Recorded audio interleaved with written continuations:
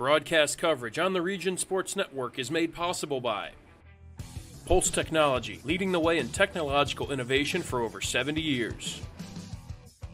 Strack & Van Til, your favorite Indiana-made grocery store. Boilermakers Local 374. Earn while you learn. Visit Michigan City LaPorte. Closer than you think, better than you imagine. Ironworkers Local 395. Proud to be union. Crowell Insurance Company, the insurance superheroes. Bricklayers Local 4, the best hands in the business. Athletic Performance Factory, where athletes are made. IBEW Local 697, proud to support high school sports.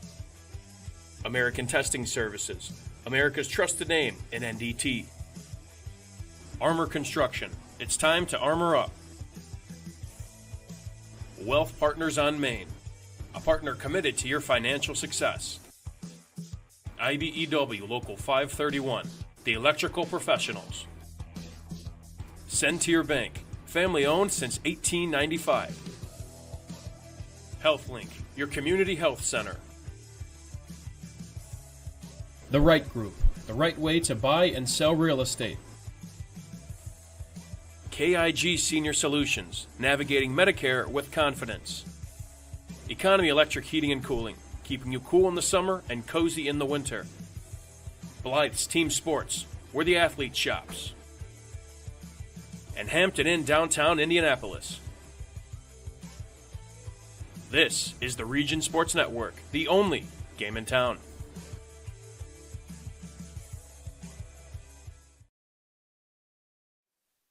Good evening, everybody. How are we all doing? My name is Mike Dewan here with the Region Sports Network, coming to you live this Thursday evening from the Diamond Plate Eatery and Pub in Highland, Indiana. It's Thursday night. It's football season. You know what that means. Jay Simmons is here. Right. Zach Sinelli's our producer. It is Region Football Weekly, Episode 1, Jay. It's awesome to be back here. I think yes, year three for us doing this here on Thursday evenings. Jay, how are we feeling? I'm feeling like a football fanatic's Christmas Eve. I mean, I'm ready to open up those presents tomorrow, see how the season's going to start to shape up early on. It's an exciting time of the year. I know a lot of people in Northwest Indiana have been suffering with a lot of weather trauma like I have, but this is just an outlet for all of us to, step aside for a few minutes, enjoy what's going on around us, enjoy football season. And, escape from reality a little bit, Mike. No doubt about it. That's what sports does. But, thoughts and prayers. Everybody's still kind of suffering in the wake of the recent storms. The region is strong as ever, of course, and everyone kind of comes together, especially around sports, Jay. But, like you said, it's Thursday evening, right, before week one. So we're starting to kind of figure out a little bit about these teams. We definitely, the first audition, of course, comes tomorrow night, but we're happy to kind of be that outlet for you guys all Thursday night long, all season long, we should say. Again, live from the Athletic Performance Factory. This is the Diamond Plate Pub and Eatery. Last time this year, Jay, they were really kind of doing construction around us. We were kind of getting things going. Now it's going to be kind of a whole new year for us here at APF, and a lot of the fun expected here on Friday nights and Thursday evenings as well. Yeah, it's going to be we had some great Friday nights in here. Now that the place is opened up, and it's going to be a lot of customers moving in and out, and a lot of people enjoying the show from the dinery right here, the eatery right here. Yeah, we're going to be here, of course, on Thursday evenings as well as all Friday evenings. Tomorrow's especially going to be fun. We're going to have our typical tailgate show. We're going to have kind of a halftime show where there's going to be a much bigger crowd here in terms of, again, the community's really coming out. Pop Warner teams are coming out. Come tomorrow, the Hammond Hawks will be well represented here tomorrow, so we'll be sure to kind of run into them at our halftime and potentially our tailgate shows. And, of course, we'll wrap it all up going throughout our scores, as typically as we kind of do on the Region Sports Network. We'll have our games, and we'll talk about that. We'll have our Strack & Van Til scoreboard, and, of course, our studio presence. We're just going to have a lot of fun. Again, week one, Jay, it's really hard to believe we've gotten here, although it's been quite an interesting summer, right? We talked about the weather. We talked about, again, a long baseball and softball season. Just like that, you blink and it's football. Yeah, it's been a roller coaster summer.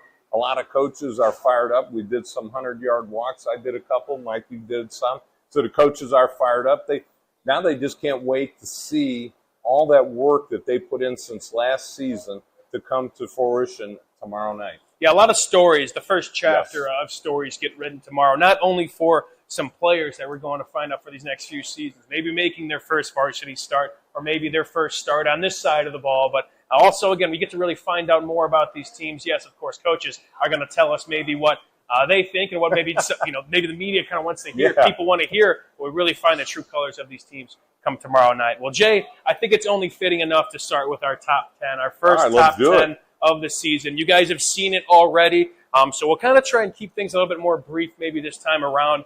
Just kind of stop at a couple teams and kind of harp on a little bit. And obviously, with it being week 1, there's not really previous games for players to really talk about. Starting from 10 to 1, Hanover Central, although a tough schedule and a good group coming back. Lowell comes in at 9, of course. They had a very solid season under first-year head coach Casey McKim. Again, arguably one of the region's biggest surprises. Although they finished runner-ups in the NCC and lost a heartbreaker in the sectional championship, a team still to look out for with a winning pedigree head coach in Casey McKim. Then Chesterton, Morton, Valparaiso. In the top 5 goes Griffith, Hobart, Andrean, the now 3A, but 2A state champions last year. Maryville's at 2. They're the biggest bad dog in 6A. And, of course, speaking of big bad dogs, that's right. The Crown Point Bulldogs come in our inaugural season poll at number 1. Jay, where do we want to start in this top 10 list? Well, we want to start. Let's start at number 10. Let's talk about Coach Bartolomeo. Seems like, they started getting a little bit better throughout the season. The kids started to buy in on a, first-year head coach, sort of like Lowell last year. They bought in on the new head coach as well there. So both teams seem to be, poised for a great season this year, and I think Hanover making the top 10, it's going to be interesting. They've got a brutal schedule in front of them. Yeah, they've really tested themselves last year. Coach Bartolomeo in our 100-yard walk last year said it's the hardest schedule in Hanover Central football history, and they made that known. They played, again, Michigan City on the road, a tough loss last year at Ames, and they take on Bishop Chatard, which that's not an easy out by any means. But this team, again, talking with them at the media day, they're really, again, feeling, acclimated to what this era is. They have a little bit more stability at quarterback and guys that are going to be in proper position. You talked about Lowell, and we kind of grouped these two teams together, but who's going to be kind of that, potentially that third team in the NCC that could have a crack at the top of the crown? The Lowell Red Devils, I think, led by Timothy James, who really had kind of a coming-out party in his sophomore season. Going to be a junior next year, and he had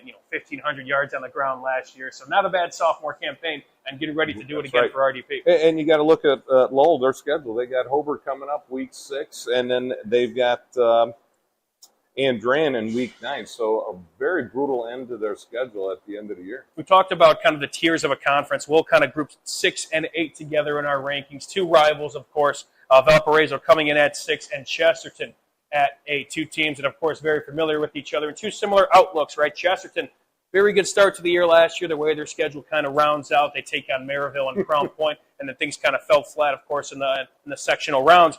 But a team that I think it all starts with Hunter Boyd coming back under center, a sophomore that really kind of blossomed in front of many people's eyes, and now he's going to do it again as a junior. It starts there. The offensive line could be a question, but a defense especially, though, returns a good amount of starters, and that kind of, maybe helps out the offense and kind of keeps them in games, Jay. Well, I think Hunter Boyd, I saw him in week 8, and he played a very, very good first half against Crown Point, and it just seemed like all of a sudden he had time in the pocket. He was able to look down the field, make some good throws, accurate throws. So when he has time, he is very good, very accurate. And then all of a sudden in the second half, Crown Point just started blitzing, and he was running for his life. So at that point, it was just that sophomore in him came out. But the first half, he played great. So if he can put more of that together, he's going to have a good season. And a lot of teams are high on our 6th-ranked team, Valparaiso. Yes, they had the 2-8 record last year. You saw a good amount of them.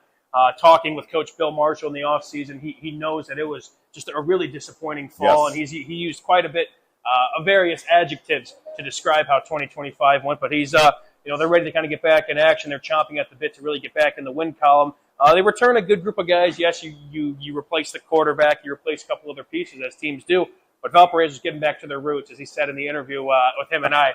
Run the dang ball. He may not have said dang, but this is a PG show, Jay. That's right. So, I mean, you know what? If you can be effective running the ball, that means you're going to have the defense out there a little bit less.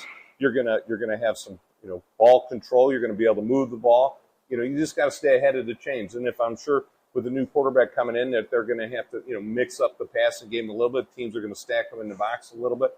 And he's got a big test first week against Penn. All right, now Griffith, one of the walks you did this year, That's Jay. right. Again, of course, led by Phil Mason, a team that's really bringing back a lot of senior talent.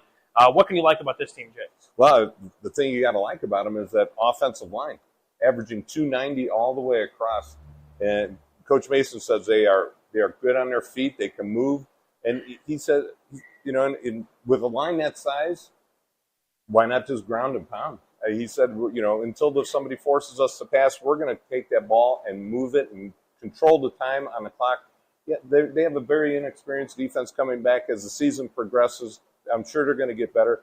But that's one thing about the running game. If you can control the line of scrimmage on the offense, then you're going to have a great season. We'll move up to 4 with Hobart, Jay. This is the team you saw in the sectional championship, to my knowledge. Them finally get over that hump.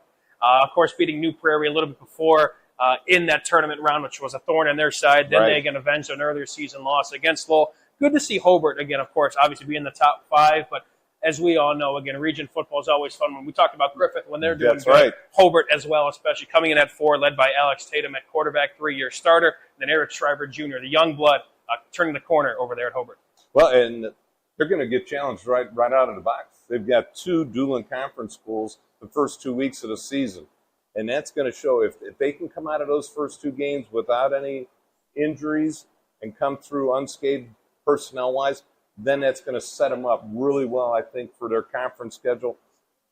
When they just get so much, playing so much of an upper division, that means they're going to be playing, their schedule, their conference, and then that's just going to be that much better for them. Watch out for progresses. Sorry, Jay. Watch out for Hobart's Bryce Tolliver as well, big player over there. 3 and 2 we can group together because we'll definitely talk about later in the show. It goes Andrean at 3 and Maryville at 2. I believe these 2 teams kind of finished last year at that spot, or opened last year at that spot as well. Andrean, of course, state champions last year at the 2A class. I mean, this team really has a case to do it once again, even at the 3A level. They moved up in the success factor. And yes, the offense, at times they may not put up a bunch of points on the board, but looking at the defense in the state championship game, they shut down an absolute juggernaut of an offensive unit against them. And they got a lot of guys coming back, starting with Ethan Reyna. And that defense was gangbusters last year.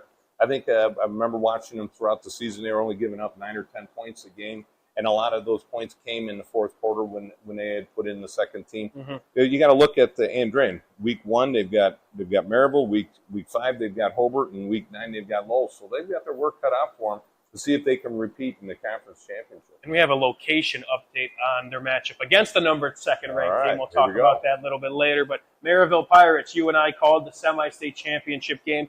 Talk about getting over the hump as well. I think it all starts with one of the best playmakers in the area, Michael Hill Jr. at quarterback, who just really does it all. And then you got another guy accompanying him in the backfield as well, Cameron Jordan, who is equally as effective, if not maybe more. Those 2 are an absolute just electric duo. Yes, they are. But I think with Maryville, again, one thing to look out for, I know they had a lot of seniors, both on the defensive backfield and the offensive line, Jay. And I think with Hill, when we watched that semi-state game and we're doing the game, we saw them drop a bunch of people, drop 8, rush 3, and tried to protect down the field against his throwing. But Hill in that game ran all over the place and just did it with his feet. And he did a great job knowing that there was nobody open downfield, then decided all of a sudden just go, hey, I'm tucking the ball and I'm running down the field. And I think he had over 100 yards rushing in that game. And then Jordan did the same thing. They just grounded and pounded. Between the 2 of them, you can't take everything away. Yeah, you got to decide, what are you going to take away? You're going to take away the passing game. You're going to take away the running game. It's, 6 one, half dozen the other with those 2 guys. Right. And Cameron Jordan, although we talked about when he has the ball, in his hands, maybe mainly as a running back, but also, he had over 800 receiving yards last year. And I believe he set a couple program records. His first real full season as kind of a pass catcher, swing it out to him, something short, and let him work, but he might be kind of the lead guy at tailback as well. So watch out for the Pirates. And Jay, number 1 come to Crown Point Bulldogs once again.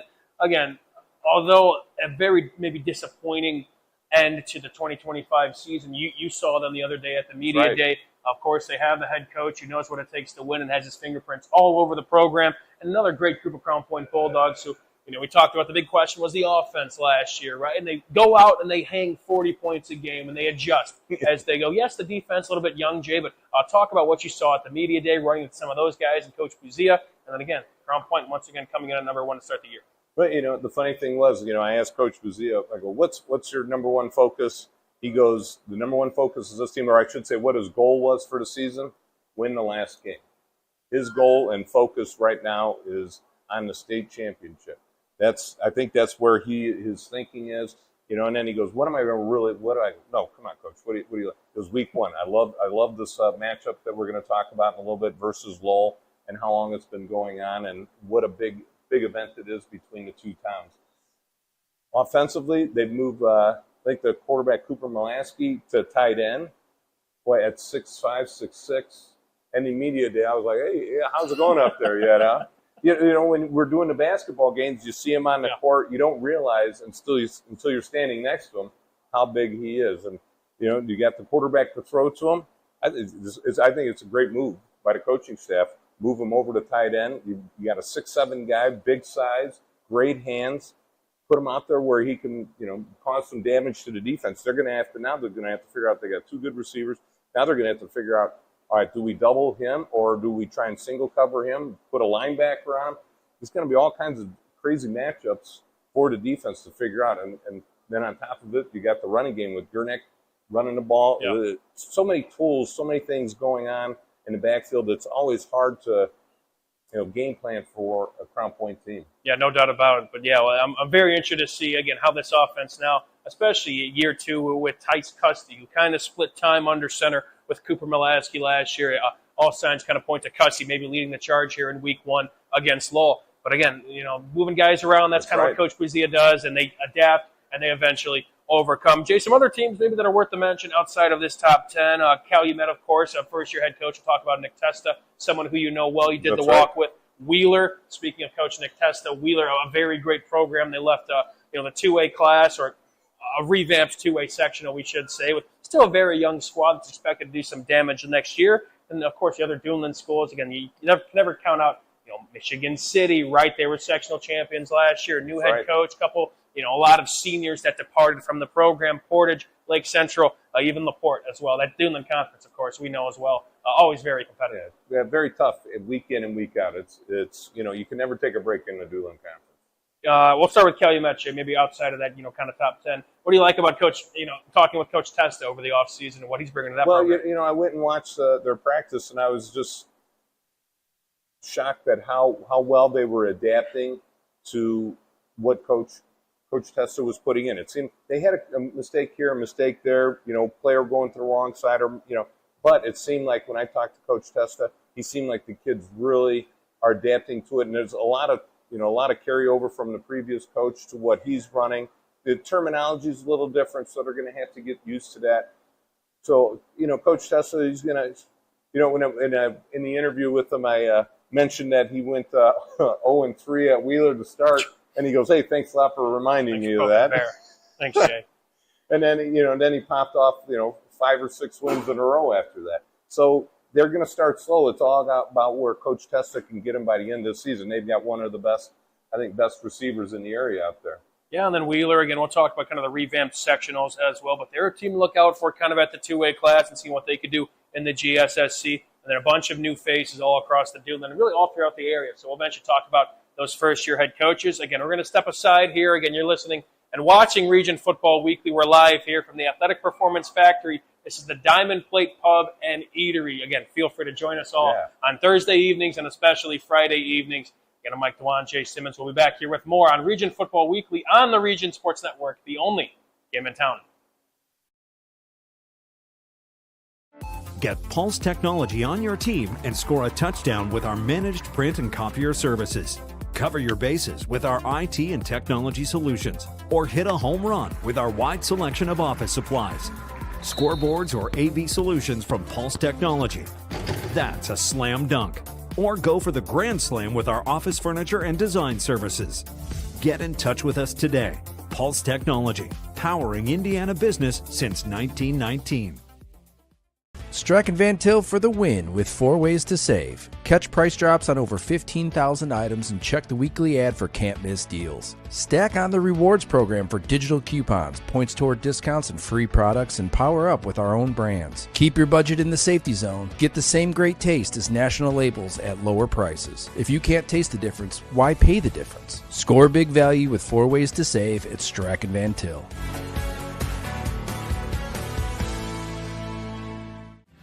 Thinking about what to do after high school? Consider a career with Boilermakers Local 374. As a Boilermaker apprentice, you'll earn while you learn. We offer excellent wages and benefits, and as part of our no-cost hands-on apprenticeship program, you'll learn from the best in state-of-the-art training centers and on the job. Become a union Boilermaker and get on your way to a great career. Find out more, visit www.local374.org or call 219-845-1000. Hi, I'm Crowd Company's Lantern Man. If you're a contractor, it's my job to make your insurance coverage simple and affordable. Because I know time is money, I'll come to your business. Certificates and bonds are a snap. Wherever you are, whatever business you're in, we've got you covered. As Crowd Company's Lantern Man, I'm your insurance superhero. Crowd Companies, insurance professionals. Highland, Merrillville, and Michigan City. From lighting up Friday night football to powering the classrooms that shape the students of Lake County, IBEW Local 697 is proud to support our region's schools and the communities we call home. A career as a union electrician could be your next great move. Your next cap might be a hard hat. IBEW Local 697, powering futures, powering the region.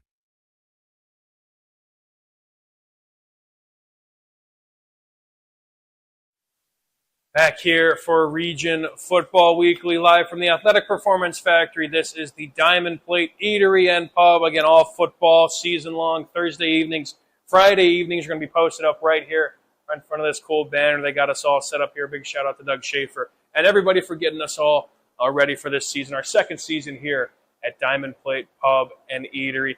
Jay, I think this is a good time, obviously, like we would talk about. Of course, maybe diving into the stats, right, of previous games. Looking, eventually, of course, getting into the preview of games. But, Jay, now is the time for maybe some hot takes, some season predictions, and looking at, kind of the course of the season. And eventually, when we get to, 15 weeks down the line, down in November, and we look back at this and we go, oh, what the heck were we thinking? Or, it's like, hey, we were right on the money, so make ourselves feel good about each other. So I think we will start, Jay. We'll go with the conferences. Let's do it. Kind of break them down, maybe see what team kind of stands out among the bunch, and maybe maybe some dark horses, some teams to look out for come this season. So I think we'll start with the GSSC. We'll kind of start on the smaller side, if you will. Of course, Griffith and always that Week 9 game against Wheeler's fun. I think those two might be some teams to look out for, of course, winning the outright title. Calumet we talked about as well. And then, of course, some new coaches. Like you look at Whiting and Adam Hudak, what they're doing over there. Again, we talked about Calumet. And, of course, Nick Testa. Bishop Knoll hoping to try to turn the corner. River Forest, West Side, Lake Station as well. The GSSC, Jay, where does we'll start with the winners here first. All right, well, I think I'm going to go out on a limb here and go with Griffith. I think just that offensive line size and what they bring back at the quarterback position, and they do have an inexperienced defense, but I think as time goes on, they'll get better. But they've got so much talent across the board, not only with that offensive line, but also with their backs and quarterback, that it's going to be tough to slow them down. And I think it's the head of the snake is Coach Mason. Obviously, just has won at really every spot he's gone. Coach Mason pretty well. What makes him great on the sidelines? I think it's what character he installs on the kids throughout the week that makes them better people, and then also makes them better players, more coachable. And then they're willing to go out and do whatever it takes to win for Coach Mason. They're not only winning for themselves, but they want to win for Coach Mason. They want to win for the community. Griffith's going to come out and support them like they've been in the past. You look at the Russ Rackey era, it's the same thing. New head coach, just repeat, right? And then teams that maybe could be knocking on that door, potential dark horse, if you will. Again, we talked about Wheeler. new head coach over there, but a team that's expected to do some damage, of course, in the conference as well, has strung together a couple good seasons, of course, under Nick Testa, who is now at Calumet. Another team maybe to look out for in the GSSC. Yeah, like I said, I was at their practice. They've got some horses there. They've got a lot of speed. It's just whether they can, control themselves in terms of turnovers. It seemed like last year they always made the big mistakes in the important times. Well, Coach Testa is going to work on that and keep them focused. So we're going to have to see how they progress under a new head coach. Same with Wheeler. I think that same thing.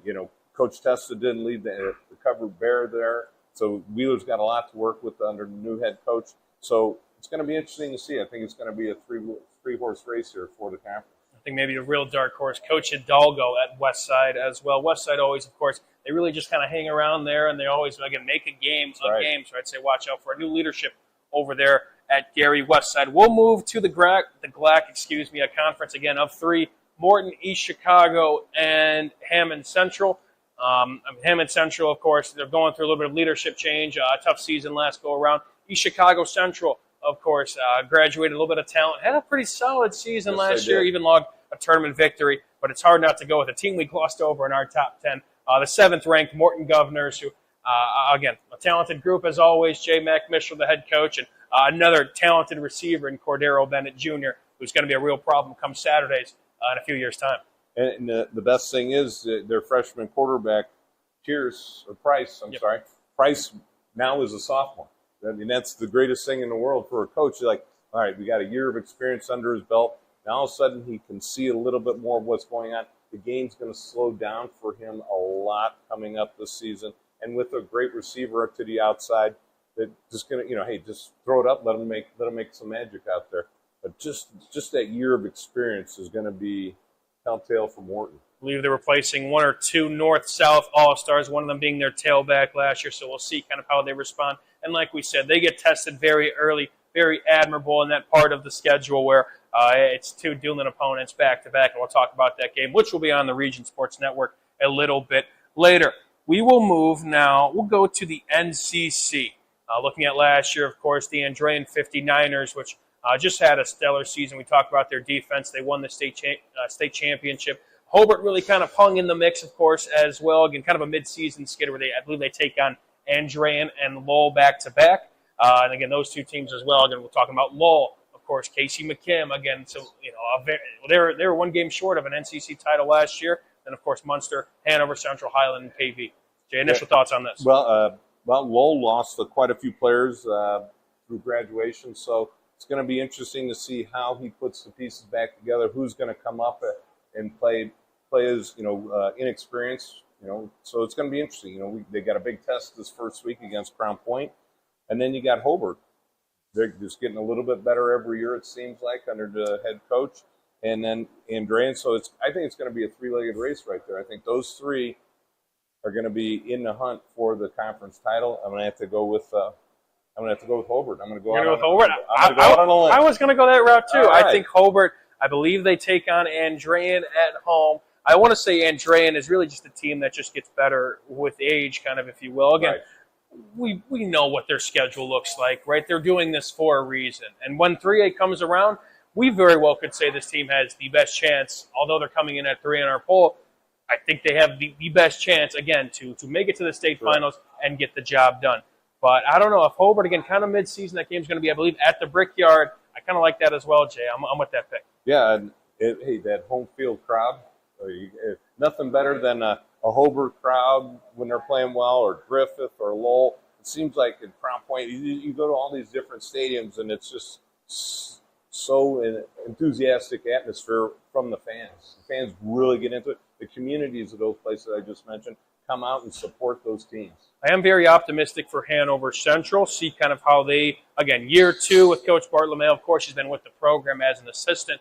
I think that team's kind of trending in the right direction. Also very excited to see how both of our alma maters kind of do, Munster and Highland. Jimmy McCormick, a friend of ours here on the Region Sports Network, excited to see what he does with the program, which hearing kind of how things looked in the offseason, things are kind of trending upward in terms of, numbers and just trying to build kind of morale in what was a tough season last year. And Coach St. Louis as well. Again, already been there for a couple seasons. They're really trying to kind of work their way out of the basement of the NCC. Yeah, I think, those two programs are definitely in rebuilding years.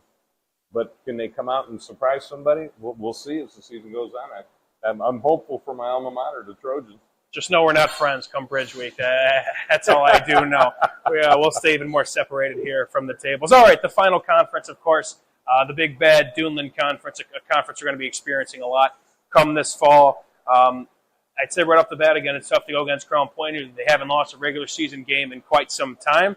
But Maryville, I feel like they're just creeping up. And that game being week 3, Crown Point and Maryville, if that was a little bit later in the year, that would be very, very intriguing. But who knows? Yes. These two teams could meet again. I think it starts with those two, Jay, and then we kind of saw, Chesterton really kind of take that, kind of be that third partner in the dance, if you will, and Valparaiso kind of fall back. But looking at our rankings, things could definitely change with Valparaiso obviously back up at 6, Michigan City losing some graduating talent. A very intriguing conference come tomorrow night, the rest of the season. That's right, and you got to go with the leader of the pack, right? The dog in the front.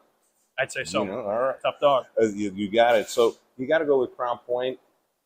In week 3, I think that pretty much determines how the season's going to go, whether or not Maryville pops up and bites the dog. So we'll see if Maryville can do it. I'd really like to see a good battle, for the Duneland Conference. Instead of, you got whole Crown Point out in front, and then all of a sudden you're looking for the second team to play in. All right, Jay, so we can maybe agree on the top 2, right? Crown Point and Maryville, maybe interchangeable, whatever comes season's end. That's what right. about maybe that 3 and 4, that top half of the conference? We hit it on before we kind of got into the Duneland, but it was, we went with Valparaiso kind of last year. Michigan City, maybe had a surprising season to many people's standards last year. And new leadership again at Portage with Cody French going from Michigan City, who just won a sectional title, and Charles Salary now at Michigan City, who did some great things at Calumet and LaPorte. Again, talking with Coach Epple, meeting him for the first time.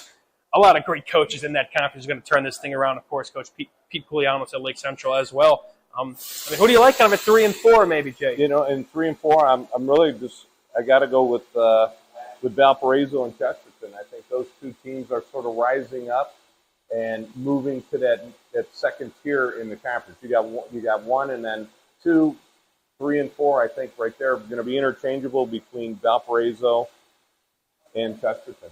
Let's say you're leading a team, Jay. You get to choose your schedule, which you play in the Duneland Conference, right? You're that 9th team. To set your team up for success, maybe, just a crazy hypothetical here, but to set your team up for success in the tournament, if you will, how would you schedule it? Would you like to maybe, like Chesterton, they have that schedule. They take on Maryville and Crown Point before What would you like to do? I would start early and see what you guys are made of, or I would definitely want to spread it out. One of the two teams that's in front, or like Maryville, Crown Point in week 9. Because you got that bye week in the 6A. And that said, there's no easy matchup in the Duneland. Right. And then maybe have the other team about week 5. So that way you got a little bit of a break. There's no break in the Duneland Conference, but it would seem like you'd want to play those a little spaced out. In case there's an injury here or there in one of those big games, you're going to have some guys, you can rest a couple guys in between those games. All right, we will move to maybe naming a couple players. Maybe some players that we're going to be talking about come season's end, maybe offensive, defensive, some of the top returners that at least deserve a little bit of a shout-out here. I think offensive side, we talked about him a little bit when talking about the Maryville Pirates, but Michael Hill Jr., again, he's one of the more polished quarterbacks. And, coming into this time last year, it's like, who's going to really be that guy under center for Maryville? Yes, Michael Hill, again, his first year under center. And he put up over 3,500 yards of passing. That's something you don't see here in Northwest Indiana, Jim. That's right. I think, and he ran the ball too for again a good 600, 700 yards. Yeah, he's able to adapt to the situation. If they're going to blitz him, he can find that seam and get past that initial wave. He's deadly once he gets past that line of scrimmage and gets in the open field. He is tough to tackle. And then also with his passing, if you sit back and only rush 3 or 4 and the offensive line's able to hold off, then all of a sudden he's able to pick you apart. Looking at defensive players as well, I'd say Ethan Reyna, we mentioned him for Andrean. He's been now, I think, a 3, potentially a 4-year starter. He's going to be going to Purdue. And again, making a lot of his money maybe as a linebacker for the Andrean 59. He's a guy they could put in the backfield as well. I believe he ran for over 600 yards for that state championship winning team. Of course, at that level, 2, 3A Andrean, you're going to have to wear a couple hats. That's right. But he's got a guy alongside him as well, and Javier McCoy, that also he's getting looked at by some college scouts, offer from Notre Dame, a couple of those bigger schools. So Andrean, that defense especially, they got a couple cats there leading the charge with Lorena and McCoy. They do, and like we talked about a few minutes ago, we said that, defensively, Andrean only was giving up 8 or 9 points a game. Can they do that again? We'll see, because you got 2 good players right there. Are they going to be able to fill in around them well enough to have those guys flourish at linebackers positions? All right, let's look even well beyond this. Of course, a big storyline coming into the season where, again, the classifications or reclassifications, some new sectional pairings as well. Very, very intriguing. I was starting kind of at the top of our top 10 list. The 6A looks very, very interesting now. That 1A sectional. Now it is Crown Point. It is Maryville. It is, I believe that's Lake Central is going to be in there, and then that's going to be Harrison. Yes. So now we take Penn out of that one, right? Which Penn has been a fun battle with Crown Point. Maryville bumps up. Jay, initial thoughts on that one? If we could pick a winner, maybe. I know it's early in the year, but that's Well, here's the thing we talked about a couple days ago. Is one team going to be able to beat the other team 2 times? And we're talking about, of course, Crown Point and Maryville. That's a tough order to do in a season. Can you beat and then come out with a completely different look? I know they meet in week 3, and transformations happen between week 3 and week 10 or 11. I think 11 would be if they played in the first round of the playoffs. So it's going to be interesting to see how that shakes out. Who wins the first game, and then who wins the second game, and can there be some type of shakeup offensively or defensively for both these teams? Because it seems like you come in with one set of ideas on how the season's going to go, and then you adjust and adapt to how you're playing throughout the season. And could it be a different Maryville team? Are they going to run the ball more? Crown Point, same thing. Are they going to run the ball more or pass, or whatever's working for them? It's going to be interesting to see. And I asked Coach Bazia about that, and he goes, it's going to be a fun section. I think the team's split. And it's he didn't allude to it, but it was like, all right, now we got to play Maryville twice. He didn't say it, but he just said fun. Yeah. So it's going to be interesting to see how that shakes out. I think it's going to be fun. I think if they meet twice, I think my hot take is they split. I'm not going to say who wins earlier in the year, who wins potentially later in the year, but like you said, tough to beat a team twice. And we talked about, that usually I think week 3 matchup, it's early. You're still finding the identity of your team. That's right. So who knows, right? The team that you'll see in week 3 is not the team you could potentially see in week 11 and 12.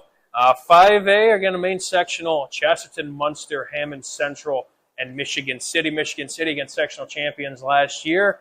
Graduated a lot of talent. Again, new head coach, of course, as well. Chesterton looking for their first sectional title in program history. Those are 2 kind of, top 10, perennial top 10 That's teams right. that are looking to make even more history.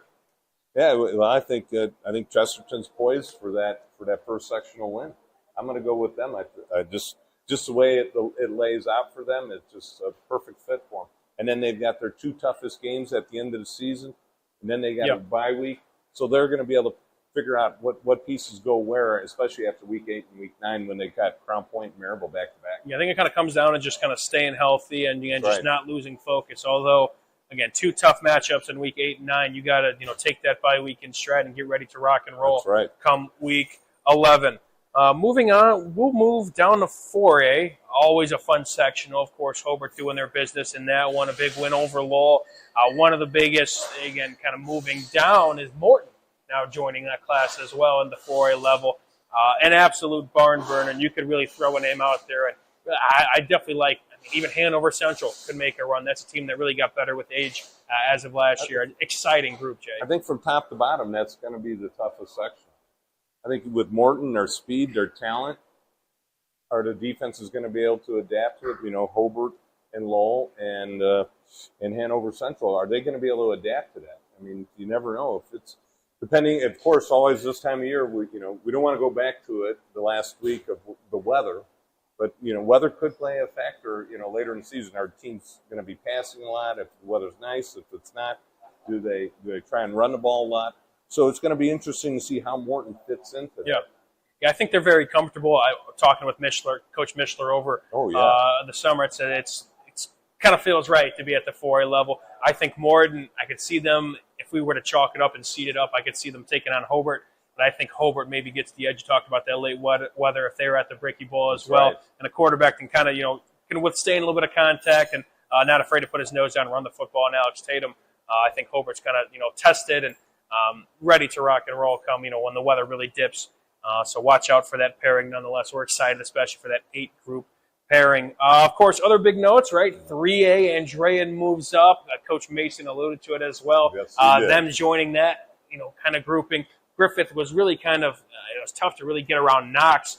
And now things kind of open up. I believe they moved down, or they're, moved down. Of course, the graduated player like Miles McLaughlin, that's a tough one to recover from. Is. But in comes Andrean, the state champs of last season. That's a great pairing right there. And just think about that. Now all of a sudden, Coach Mason has flipped from one sideline to the other. It's going to be interesting. How about that, right? What's that? How about that? That's awesome. I love it. And, I'm sure that whether, depending on the draw, if they're in opposite ends of the sectional draw and they meet in that sectional championship, how much fun is that game going to be with Coach Mason now on the side of Griffith? If it is anything similar to how it was in the early 2000s, I've only heard kind of just the stories and living behind that. Just crazy time of football, but trying to bring it back. Again, 2 very poised head coaches. That's and Andrean, again, it's really title or bust at this time with this team and Coach Skinner and the group that they have right now, potentially departing from the program in a year time. That game would be like a 7-6 game. Who'd you take? Griffith, if they were to meet, who's the favorite maybe out of that bunch? Well, since I live in Griffith, I have to go with Griffith. Taking the Panthers in the upset, right. Dethroning the champions. I mean, I hope we get there, to say the least. I hope the stars align and, when we get to a championship match. I don't know. Andrean, that's a tough team looking at right now. And a defense that's a state championship group. It would come down to somebody scoring in the last minute or two and then going for 2.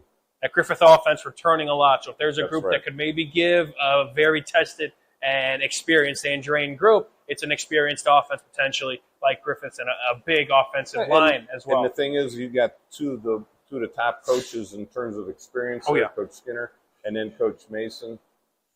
I mean, it's just one of those matchups that you just can't wait for. And watch out for the Wheeler Bearcats, who now kind of sit alone at 2A, right, with Andrean moving up, who was a thorn in their side. Wheeler arguably was a team that maybe a sectional championship loss to Andrean or a semifinal loss like last year. But watch out for them, of course, new head coach, but still a very young group to be excited for. Again, a lot of first-year head coach. We hit on them a little bit. Coach Testa at Calumet, Coach Wissing at Wheeler. Again, 2 coaches that we didn't really talk to too much, right? Cody French of Portage, Charles Salary at Michigan City. Again, those 2 other schools in the Duneland, right? Portage, Michigan City. Portage, a tough season last year, right? Yes. Late head coaching switch kind of in the summer. In comes the interim head coach. But now some stability and a winner on their side with Coach French. Then entered Coach Salary at Michigan City. Yes, a new-look group, but a very talented group nonetheless, as always, really. Yeah, it's going to be interesting to see how the teams adapt to them. It's always that learning curve the first few weeks of the season. And then after week 3, you jump into the Duneland Conference.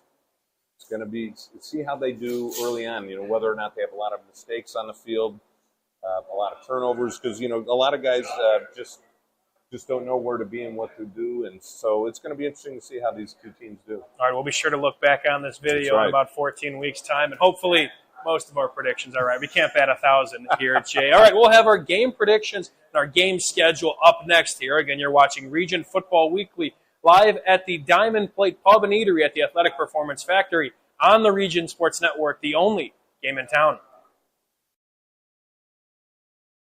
Earn while you learn from the best hands in the business. The Bricklayers Allied Craft Workers for Indiana, Kentucky Apprenticeship. That's right, this is a paid apprenticeship. I'm getting an education while learning a trade and getting paid for it. The thing that surprised me the most about this apprenticeship program is the respect I've received after the proper time and training. Classes start soon, so apply now. There are training centers throughout Indiana and Kentucky. We are the Bricklayers and Allied Craft Workers for Indiana, Kentucky Apprenticeship. The best hands in the business.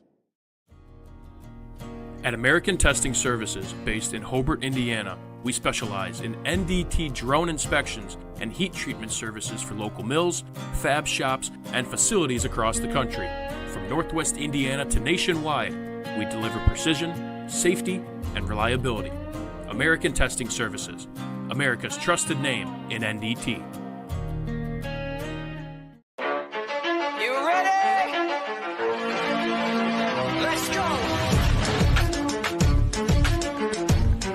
Yeah. For those of you that want to know what we're all about, it's like this, y'all. This is 10% luck, 20% skill, 15% concentrated power of will, 5% pleasure, 50% pain, and 100% reason to remember the name. Your future starts here.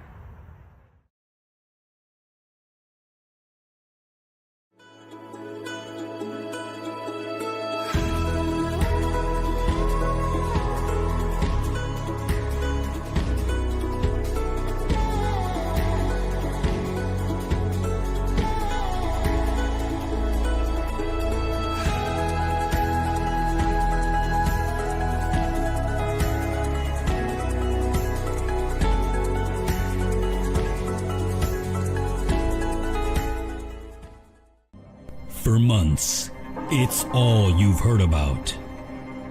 From the news broadcasts to the talk shows, from friends and family, and even from people you don't even know. It's coming to Hammond. It's really happening. It's free checking from Centier Bank. A perfect account for everyone.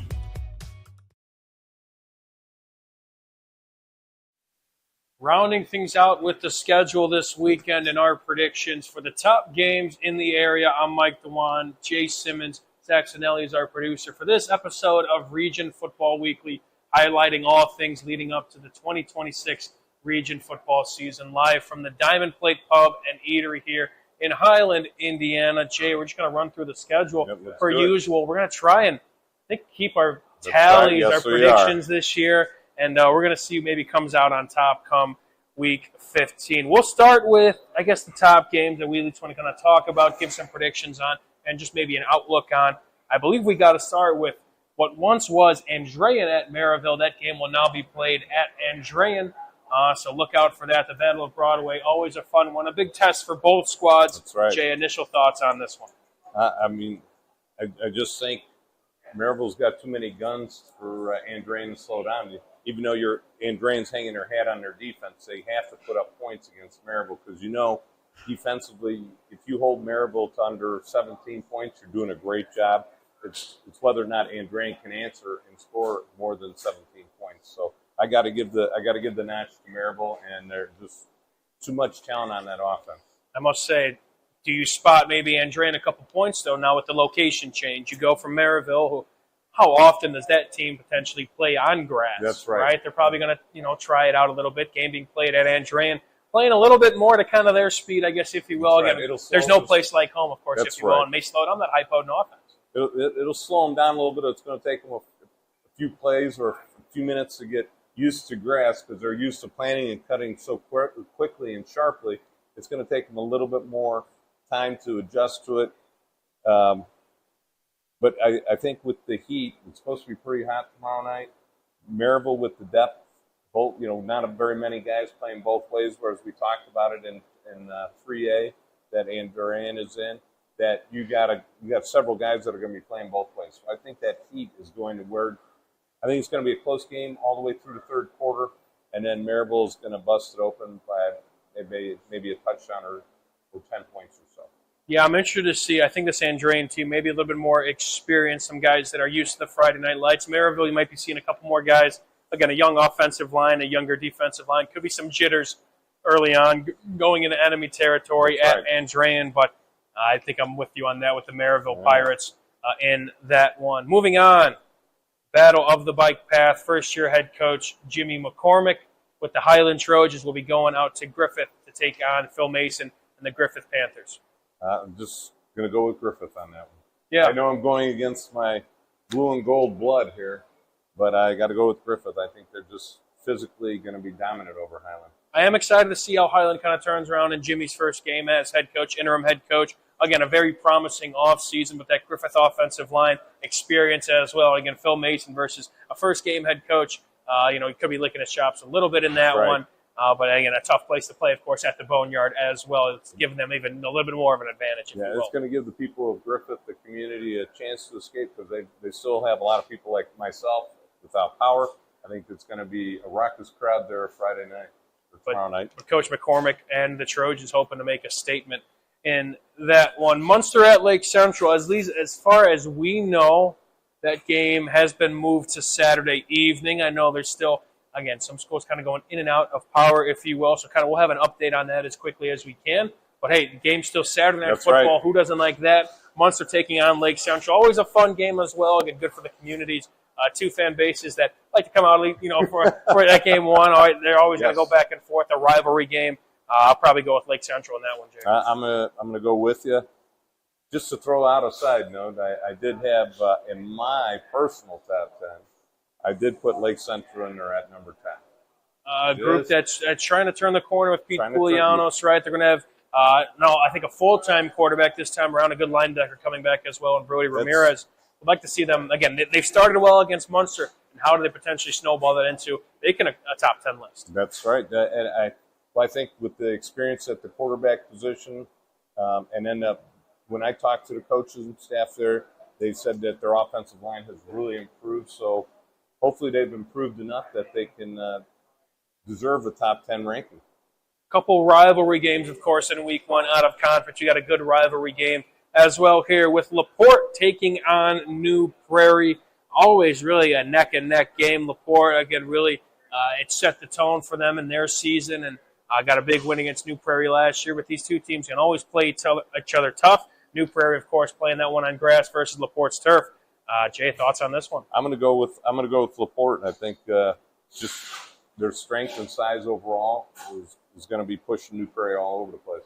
We're going to be having the same picks, I guess, all season long. I'm going to go with LaPorte as well. All right. I like Austin Epple. Again, Reed Raymond, I believe he's going to be back in action. Kind of missed a little bit of the winter season, of course, as well. But he's ready. He's probably chomping at the bit, one of the top playmakers in the area. So I'll go with LaPorte, but we're going to have to find some discrepancy. Yes, we will. The course we will of coming this. up. All right, Valparaiso and Penn. What do we like here? Again, Valparaiso going on the road. This was a close game last year. Valparaiso, again, squandered a couple chances. And Penn, it seems like they've gotten better really over time throughout the course of the season, of course, winning a sectional championship at the 6A level. Tough start on the road for Valparaiso. Yes, and I think I'm going to go with Valparaiso on them. I'm circling them in. I just think, with the new attitude by a coach, say, hey, we're just going to ground it and pound it. They're going to try and control the clock, move the ball down the field, try and get in the field goal range and score some points or get some touchdowns, and try and really slow down that high-powered Penn offense and keep them off the field as much as humanly possible. I am going to split with you, Jay. I'm going to go with the Penn Kingsmen. I think Valparaiso keeps this one close, as they typically do in week one. I believe it's going to be a slugfest a little bit, and Valparaiso are going to try and milk that clock and run the dang ball, like Coach Bill Marshall said. But I think Penn still has some of the big guns from last year's squad playing, again, at home. And that long bus ride for Valparaiso, not easy. So we split for the first time in the 2026 season. All right, we'll have 3 games live on the Region Sports Network come tomorrow evening. Jay, I'm not going to ask a pick for you here, but kind of your initial thoughts on the preparation process since you're on the call for the Old Leather Helmet game. That is Lowell taking on the Crown Point Bulldogs. Yeah, this game's been going on for over 100 years. Coach Buzia talked in length about how much fun these two communities come out and support each other and, cheer against each other at the same time. But Crown Point, I think they're just going to be too much. They're too deep and too physical. Yeah, I think Lowell graduating in a lot of talent last year, which Crown Point, of course, does as well at a team at that level.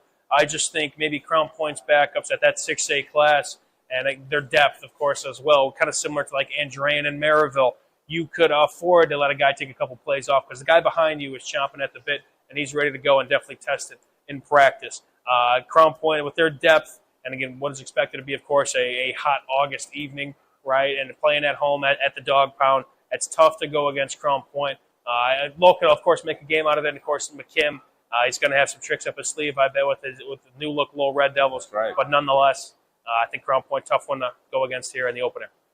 Jay, Hobart at Chesterton. I will ask a pick for you here in this one. A top 10 team on the region, a top 10 matchup on the Region Sports Network. Hobart coming in at 4, Chesterton at 8. These two teams always play each other really, really tough. Do. Hobart got quite a narrow victory last season, but they go back and forth.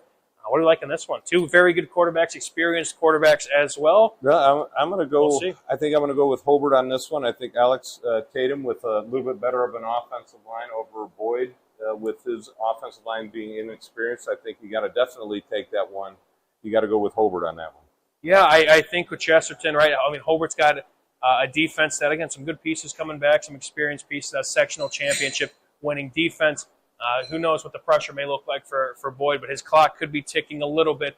Good for them to be at home, but I'll take Hobart in a close one as well against the Trojans, but a very marquee matchup, again, on the Region Sports Network come tomorrow. Another great game in the Duneland, Duneland versus the Great Lakes foe. It is Morton taking on Portage, that game being played at Portage. These two always play each other real tough. Morton had a big win last year, but again, a new era of Portage football with Coach French hoping to make a statement in his first game. A game that arguably can go either way. We've heard kind of talking with guys on the Region Sports Network. It's kind of a coin flip in this one. Jay, I'd like to hear your thoughts first. Well, I think Morton with Cordero Bennett and then Amari Price at quarterback, and you got those guys connecting. I think it's going to be a little bit too much for the Portage Indians. I think Morton's going to walk away with this one. Yeah, I'm a little bit torn. I think I'm going to side with you here with the Morton Governors. I think it's a close one. I would say probably be under 10 points. I think, again, Coach French, understands what it takes to win at that level at the Duneland Conference. And a lot of great things going from Calumet to the DAC. Now has taken this challenge. Has seen a lot of positives in this Portage program. But I think Morton just has maybe a little bit more star power and a team that I might be a little bit more faithful with to go into the warpath and take care of business. I didn't list this game as well, but we'll talk about it too. We'll go through the whole schedule, but it's definitely worth the prediction. Well, I mean, what do you think if you were to pick one game and say long shot? Who do you think's got a long shot? Oh, I got to look through the whole schedule now. Well, I'm just talking in our out of ours. If we were to go with maybe an upset pick going against, just an upset pick. I think we can call them an upset at home, but I'll go with Portage. I think Coach French. Again, we talked about what he's done in the past, and he's hoping to make a statement against a Morton team, a team I bet he's a little bit familiar with his Calumet ties. And he's just, again, hoping to start game one on the right foot, start 1-0, of course, for the season, but also with his tenure with the Portage Indians. I'm gonna go with Chesterton. Okay, I like that too. I think maybe just the depth of Chesterton. Again, hot weather, 4A versus 5A, so I think it's it could be work in Chesterton's favor. So I'm gonna and again, you talk about being a team at home. It could be play into their factor a little bit. So my long shot for tonight is Chesterton. And you can catch both those games, of course, on the Region Sports Network too. I mean, 3 very good games, of course. The old Leather Helmet game with Lowell and Crown Point, Hobart and Chesterton and Morton at Portage. Coverage is suspected to begin on YouTube, on Facebook, and on our website at regionsports.com at approximately 6:45. Another game we got to at least give a prediction for. Another good one on paper that I forgot to list. Hanover Central hosts Michigan City. First-year head coach at Michigan City, Charles Salary. New era of Hanover Central football. Could be maybe some upset potential here in this one. Initial thoughts on that, Jim? Yeah, I'm glad you brought that one up, Mike. I really do like Hanover to sneak away and beat a Duneland Conference team. Yeah, I mean, we looked at last year, right? It was all Michigan City. Long bus ride for both squads. I'll go against you in this one. I think Charles Salary gets things off on the right foot, plays the depth to his advantage, finds his identity of this team really quickly, and escapes Hanover Central in what I think will be a close game nonetheless between the Wildcats and the Wolves. You talk about that long bus ride. It's not an easy get from one spot to the other, and especially with the traffic on a Friday night. I do remember Morton one time going out to Lowell first week of the season. This is so far back. It was Coach Roy Richards was the head coach. And he showed up because of traffic on 65. They showed up like 40 minutes late. Mm-hmm. Yeah, it's there's going to be a lot of traffic coming tomorrow night because 'tis the season, Jay. Some more games going on, some scores you can find on our Strachan Van Til hometown scoreboard. Again, to our knowledge, most of these games are still on, or some details may still be up in the air, so feel free to chime in case some things that we may have wrong. But Calumet is set to take on the Fairfield Falcons. That game will be played at Calumet. I believe the West Side Cougars and the Fort Wayne Northwood Bruins game, I believe that game is hanging in the balance. So we'll have an update on that come tomorrow's scoreboard. Bishop Knoll is on the road to take on South Bend Riley, the Wildcats of South Bend Riley. Boone Grove hosts John Glenn. South Central will go to Wheeler, first-year head coach Steve Forker of South Central, taking on another first-year head coach, of course, at Wheeler. KV takes on Rensselaer Central, of course, a big-time rivalry matchup out there. South Newton will go to Lake Station. North Newton heads to Whiting. Hammond Central will be on the road to take on South Bend Washington. And I believe our final game is River Forest against East Chicago Central. Again, you can catch all those scores on our Strack and Van Til hometown scoreboard. We'll have the live edition. We'll have the finals edition once all games are concluded. And then your Saturday morning, feel free to flip on our YouTube and our Facebook for the Saturday edition. Well, Jay, that wraps up everything for our first episode of Region Football Weekly. Any final thoughts on Week 1 Eve here? Well, I know I'm going to be up in the press box at Crown Point. Hopefully I don't sweat to death out there. Hopefully it cools off a little bit throughout the evening. Glad to know that's what you're worried about. That's good. That's good. But hey, football, man, we're here. I know right. it's been an interesting summer, right? But yeah, we're here just like that. That's right. And the thing is, it's like Christmas Eve for a football junkie. Yeah, and you're starting with the high school, and then in a couple weeks you got the college coming up, and then in the week after that you got the pro games coming up. So you start out at the bottom, work your way up the ladder, and it's just a great time of the year. And just kicking off our coverage year for the 2026 high school season, right? It really sets the tone for what's to come here on the Region Sports Network, not only for football, but come the winter, come the spring, and then, even some summer as well. So excited to get things back going in about 24 hours time here on the Region Sports Network, just like that. Well, that'll do it from us here from Diamond Plate Pub and Eatery here at the Athletic Performance Factory. For Zach Sinelli, our producer, our executive producer of the Region Sports Network is Chris Ramirez. Rich Castillo, the operations manager. Jay Simmons is the co-host, and I am Mike Dewan signing off here from the Athletic Performance Factory. This is episode 1 of Region Football Weekly on the Region Sports Network, the only game in town.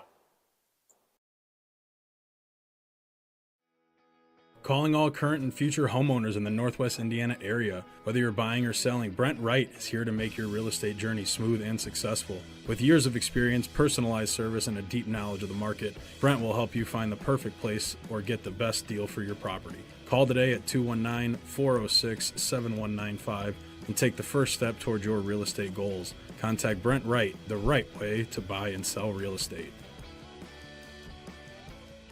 Flip the switch, a light turns on. Press the button, machines and instruments come to life. Touch the screen, communicate with the world. Simple tasks, guaranteed results, every second of every day. That's the power of power. And that's the power brought to you by the NECA contractors and electrical workers of Local 531. At Athletic Performance Factory in Highland, Indiana, we push you to be bigger, faster, stronger, more explosive. Challenge every muscle with our cutting-edge sand speed and agility training. Build rock-solid strength and core stability to dominate on game day. Rent our full-size outdoor turf field for team workouts and practices. Improve your swing, boost your field skills, and protect your arm with expert one-on-one baseball and softball training built around you. We develop the entire athlete, mentally and physically. Athletic Performance Factory, where athletes are made. At Blyce, we're used to having the athlete shop at our store. Down, sit, put. But sometimes they get carried away.